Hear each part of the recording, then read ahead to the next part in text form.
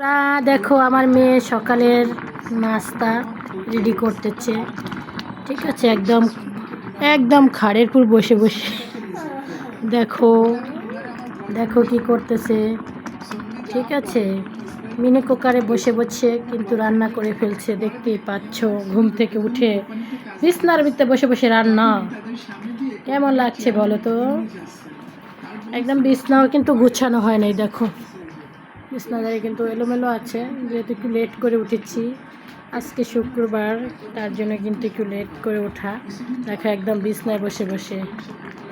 কার কার মেয়ে আছে বলো এইভাবে বিছনায় বসে বসে রান্না করে, বলো কত সুখ। দেখো মেয়ের জন্য সব কিছু করি, যেটা আমার মেয়ে পছন্দ করে সেটা কিন্তু আমি করি। তোমরা কি বাচ্চাদের জন্য এরকম করো? বাচ্চারা হয়েছে নিষ্পাপ, ওদের সাথে কিন্তু ফেরেশতা থাকে, ওদেরকে ভালোবাসতে হয়, আদর করতে হয়। আবার মাঝে মাঝে যখন রাগ ওঠে তখন কিন্তু অনেক মাইর দিই, কথা না শুনলে অনেক মাইর দিই। সাদা কেন?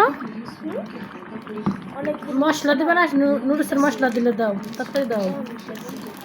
এটা কি মশলা দাও? কি কি নুডলস বলতে পারেন? Korean Korean. আমরা কিন্তু কোরিয়ান ঘুমাতে না গেলে বিছনায় বসে বসে রান্না করি। এটা নামাও, চা দুটো নামাও।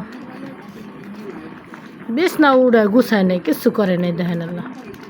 এই তো মশলা দিয়ে দিতেছে, দেখছেন? লড়া দে লড়া দে।